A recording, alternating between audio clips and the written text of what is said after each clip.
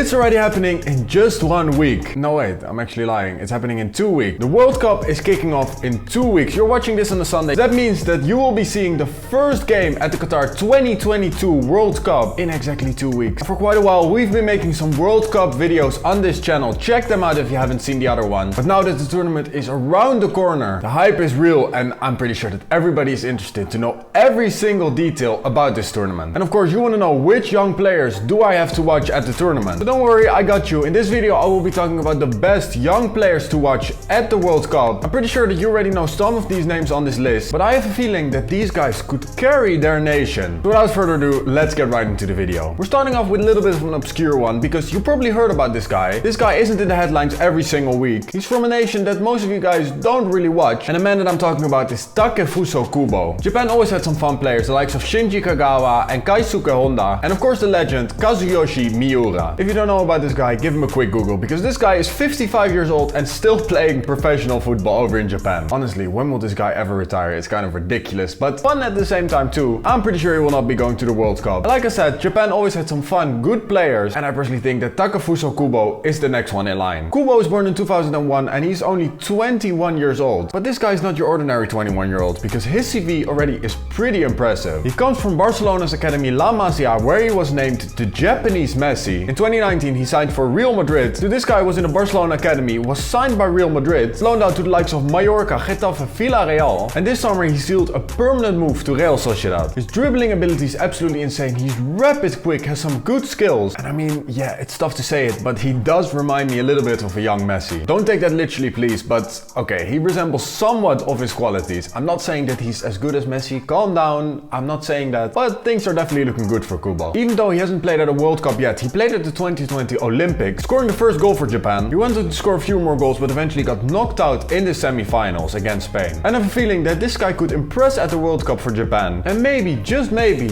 in a few years he will be able to overtake Heung-min Son as the biggest footballing name in Asia. Next up is Aurelien Tchouameni. Try to write that name with your eyes closed. I'm telling you, it's absolutely impossible. I don't know why anyone would even attempt that. But anyways, try it in the comments down below. See if you can do it. This is so stupid. But anyways, I'm going to leave it in. Another player that was born this century was born in 2000. And again, at the age of just 22 years old, this guy already has a pretty good CV. Bordeaux, AS Monaco and Real Madrid. And we all know this summer he signed with the latter for almost 80 million euros. People were wondering, does this even make sense to spend so much money on a player when you have Casemiro, Kroos, Modric? They just won the Champions League and the league, so would this guy even play? Then Real Madrid sold Casemiro to Manchester United for 70 million, and all of a sudden a spot opened up for Tchouameni, and he has been absolutely great for Real Madrid. Almost so good that you don't even notice that Casemiro isn't there anymore. Personally, I thought that Real Madrid were going to be in a lot of trouble because Casemiro is one of those players that you need in your team in order to achieve greatness. So selling him, to be fair, yeah, it gave me a little bit of anxiety. I'm not a Real Madrid fan, but I thought, you know, okay, it's over. These guys are not going to win that easy anymore. But then this guy popped up and perfectly filled in for Casemiro. And Real Madrid must be very happy that they actually signed this guy. PSG also tried to sign him, but Tchouameni only wanted to go to Real Madrid. His tactical awareness is absolutely unbelievable. He's very technical on the ball. His positioning is absolutely great, and he's also capable of scoring a goal. And currently Real Madrid is sitting top of La Liga again and top of their Champions League group too. So it's pretty obvious that without Casemiro and with Tchouameni, things are still going great. But I think that this is just the beginning because at the tournament I back this guy to make a big impact. The likes of N'Golo Kante and Paul Pogba are probably not going to the World Cup, so there should definitely be a spot for Tchouameni, and if he plays, I'm pretty sure that this guy will impress. The whole world will see it and everybody will know that Real Madrid made a great purchase if they haven't realized that yet. And now it's time for a name that you don't really hear that much. A player from the USA that's currently playing in the Netherlands. You might have heard his name here and there because before he was linked to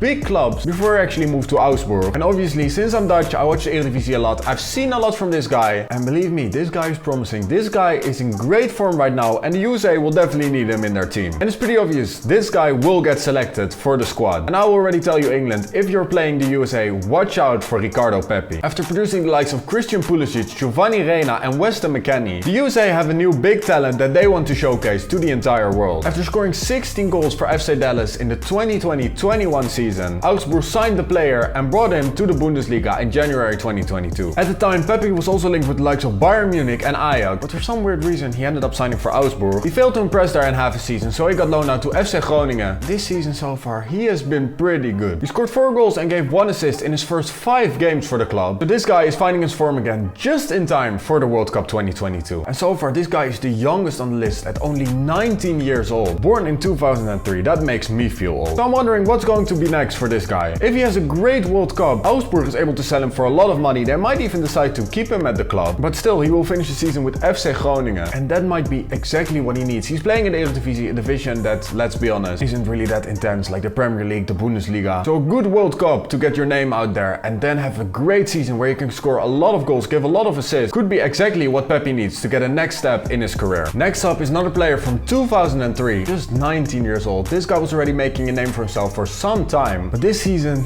he is fully breaking through and his numbers are absolutely insane for his age. And also, if you take into account that this guy is playing for one of the biggest clubs in the entire world, it's absolutely ridiculous that this guy just walked into the team, had no difficulties adjusting to the level, and is currently actually raising the bar for top talents of his age. The player I'm talking about is Germany's Jamal Musiala. Last year, this guy already became a mainstay in the Bayern Munich 11, where he played 30 times in the Bundesliga and scored 5 goals. But this season, he already smashed that record with 7 goals and 5 assists in just 11 Bundesliga games. And across all competitions, he has 18 goal involvements in 19 games. Those stats are absolutely ridiculous. The club lost Lewandowski this summer to Barcelona, and Musiala is clearly helping to cover for the loss of Lewandowski. I'm pretty sure right now that he's the teenager with the most goal involvements in all top 5 European competitions. You can never write Germany off for the World Cup title. Well, okay, let's be honest. In 2018, things didn't really go that great for them. But of course, in 2014, they won it, so they could do the same thing this year. Although I don't think that they have the greatest squad in the competition, their talent is still very good. And Musiala clearly, again, raises that bar. He will be in the World Cup squad for sure. And I'm also pretty certain that this guy will be a starter for the team. And everybody watching for England, this guy could have declared for your country. It's not something we should dwell on for a long time, because he picked Germany, so that's the end of that. But don't lie to me, I'm pretty sure that all of you guys would have loved to have this guy in the England squad. Plays for the country that's currently ranked #1 in the FIFA World Ranking. So that means that you guys already know who I'm talking about. I love to talk about this guy. I personally think that he's a great player. He used to play for my club. I'm talking about Antony, of course. In the midst of all the showboating controversy that's surrounding him right now, personally, if you ask me, I'm getting sick and tired of it. Football is entertainment. This guy's providing entertainment. Why should we criticize this guy? Yes, it is unnecessary that he's doing like 15 spins on the pitch. I get it. It doesn't add anything. It's just strange, but he is capable of doing it. He's not losing the ball, except for that one ball he tried to give to Casemiro in the Europa League, I think. Yeah, okay, I agree. That's stuff you shouldn't do. At least make sure that the pass is on point. But still, on the other hand, those passes involve risk. Sometimes it fails, sometimes it works, and sometimes it's brilliant. Let the guy be, please. Just let us have one player that can still entertain us. Everybody's talking about this way too much. We're also talking about this way too much, which almost makes you forget how great this guy actually is. A lot of people thought that 100 million for Antony was absolutely crazy. Yes, I still absolutely believe that, because it's quite a lot of money actually. We're happy with it at Ajax, but on the other hand, we